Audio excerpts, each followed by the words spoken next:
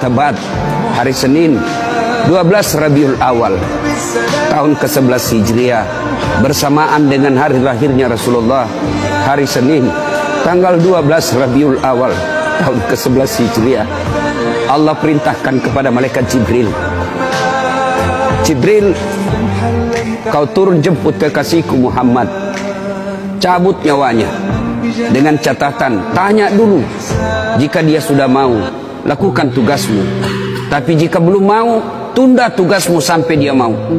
Panggil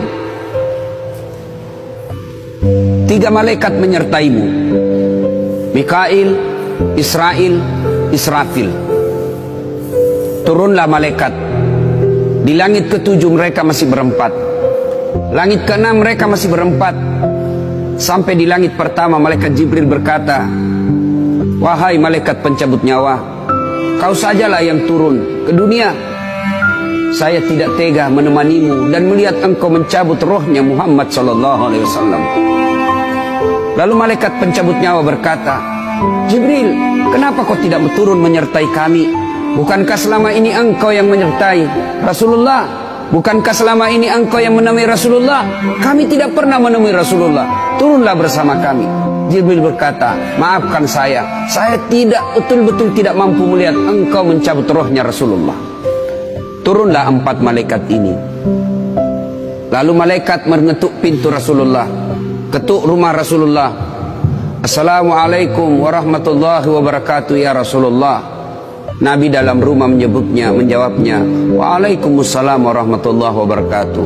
Fatimah membuka pintu, ternyata tidak ada orang di depan pintu. Rasulullah lalu bersabda, sudah ada di damping saya.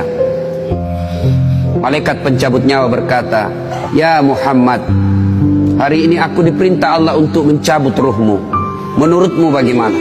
Rasulullah menjawabnya, wahai malaikat, 24 nabi dan rasul senior saya, 24 nabi dan rasul pendahulu saya, setelah mereka melaksanakan tugas, mereka pun menghadap kepada Allah.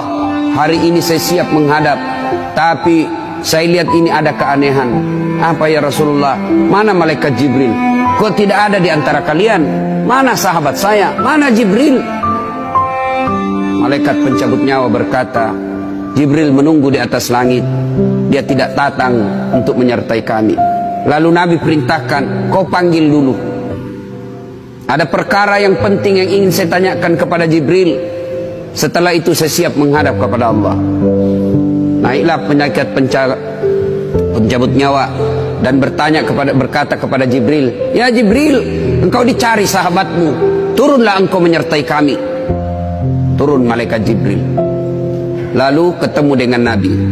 Nabi bertanya kepada Jibril, ya Jibril, kalau hari ini aku harus menghadap kepada Allah, tolong berikan saya berita gembira, tolong perdengarkan saya kalimat yang nikmat di telinga saya. Lalu Jibril bersabda, ya Muhammad, saya dapat berita gembira dari Allah. Seluruh malaikat yang pernah Allah ciptakan antri untuk menyambut rohmu ya Muhammad. Apalagi ya Jibril, ya Muhammad, seluruh nabi 24 haram masuk surga sebelum engkau lebih dulu. Meskipun engkau nabi paling terakhir, tapi Allah memberikan garansi dan jaminan, haram seluruh nabi dan rasul masuk ke dalam surga sebelum engkau lebih dulu ya Muhammad. Nabi mengucapkan alhamdulillah. Apalagi ya Jibril, ya Muhammad, jika engkau punya dosa dan kesalahan, Allah telah mengampuni dosa dan kesalahanmu. Nabi bersabda, alhamdulillah. Tapi ya Jibril, itu kan saya, itu diri saya. Ya Jibril, saya tidak cemas soal diri saya tidak ragu soal diri saya. Yang saya cemaskan umatku ya Jibril. Bagaimana umatku sepeninggal aku kelak? Subhanallah, Nabi tidak mencemaskan anaknya, Nabi tidak mencemaskan istri beliau, Nabi tidak mencemaskan keluarga beliau. Yang beliau cemaskan umatku ya Jibril.